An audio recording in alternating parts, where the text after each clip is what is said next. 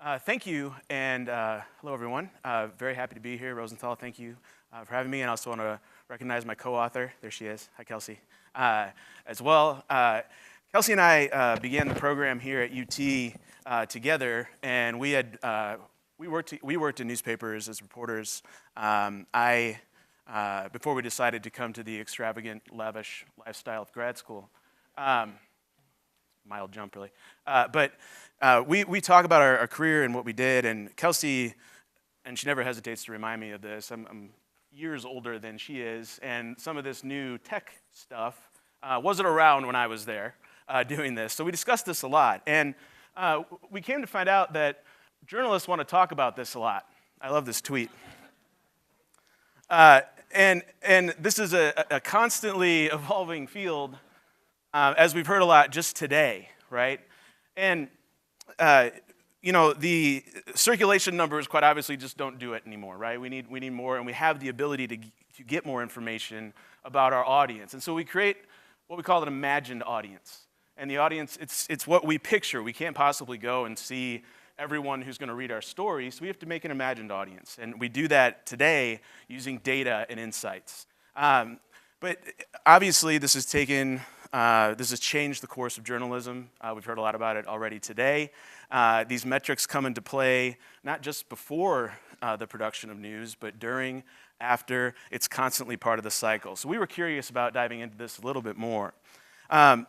We wanted to try to simplify the approach a little bit and look at kind of three different parties involved in the news production, and that is news organizations, what we call supervisors, and journalists themselves, the reporters themselves. And so to do this, much like, I'll get to that in a moment, we really wanted to find out how metrics were affecting journalists, their perspectives and their perceptions of metrics while they were doing their work, all right? And also the effect of metrics on the audience or the other elements of the newsroom and of the news business, quite frankly. So we use theory, and Kaiser mentioned this theory in his presentation as well, where the hierarchy of influences, and again, this is how the news production is changed and altered, by various interested parties. And the three we focused on here, like I mentioned, are the news organizations, the supervisors, and the journalists. We applied another well-known mass comm theory, and that is gatekeeping theory. And this is very simply the idea that a news product is produced, and then it goes through particular channels, be it editors, advertisers sometimes, and it changes in some way that news product. So the gatekeeping theory, I think, is a good way to illustrate just how metrics have changed things, because you see in this very traditional, and this is a very simplified version of this model, in this particular iteration, journalists create a new story and then send it through the processes and the guidelines of an organization. They send it through editors, and then away it goes into the news. What metrics have done have made this a little messier, right? There's this sort of tornadic kind of thing happening in the process, and metrics are used sometimes on the front end, sometimes during. We found literature that told stories of journalists posting news. I'm not being accusatory here, but posting news and then going back and looking at the metrics, and if they weren't where they wanted them to be, maybe we tweak a headline here, maybe we tweak a caption here. So they're a big deal, and they change the product, they change the mode of production. So what we did, we created a survey, and we distributed this to a lot more than 521 people, but we were really grateful those 521 people got back to us. If you've done a survey, you know. And from 49 of the top US papers in terms of circulation. And we were able to gather a number of not only quantitative responses, but also some really interesting qualitative thoughts from the journalists and editors themselves. So the journalists' response was that, and this is kind of a response, but they believe very strongly that digital metrics are important in content decisions, right? And that's obvious, I would think. We weren't surprised by any means with this finding. They also believe that their news organizations value the quality of their content the most. So it isn't just all about clicks, it's not all about, they really believe that there's a value still in quality, and I think that's good news. The journalists also believe that their supervisors or editors value the impact that the content has on the community above all.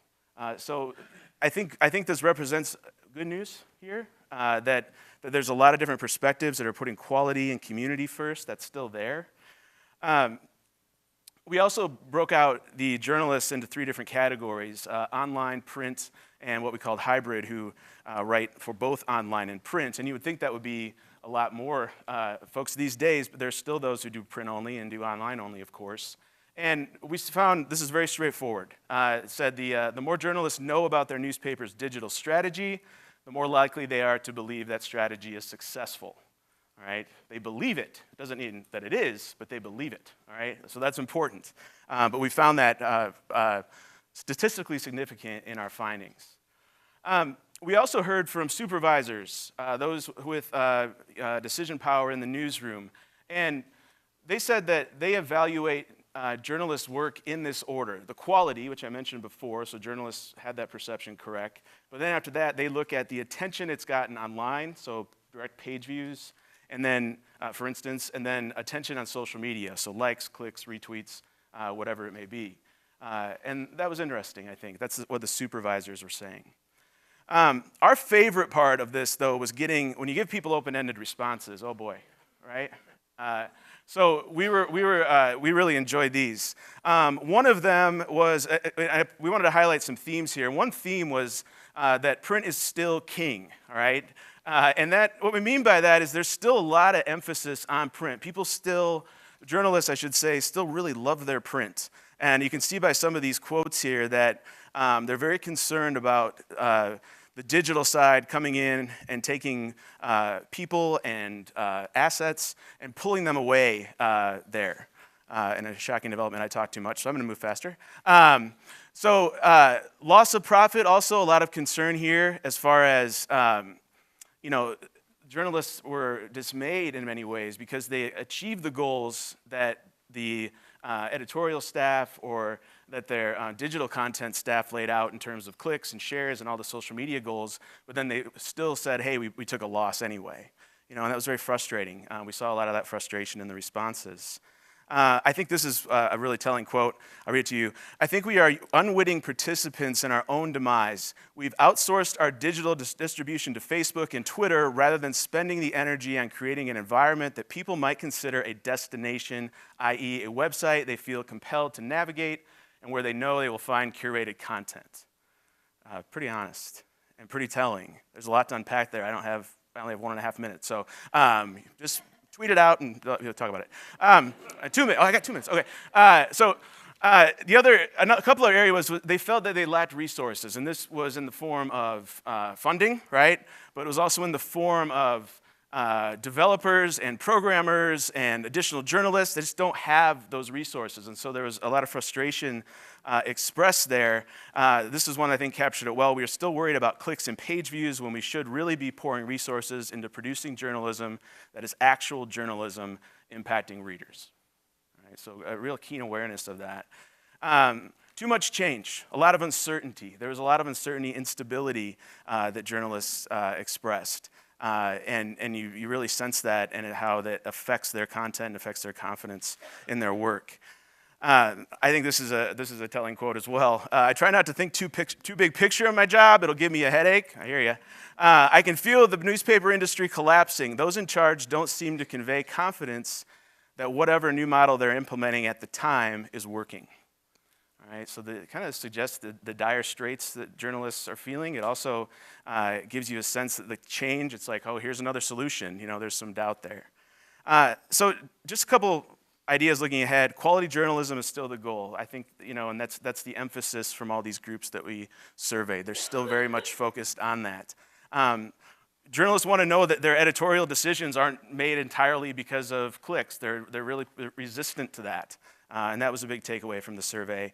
And they also don't want to lose the print for the sake of the digital. And, no promises there, right? That's the challenge too. But they do want identifiable goals that are documented, and everyone can stay on the same page moving forward with the plan. So it was a very telling survey, and we enjoyed doing it. Thank you for listening.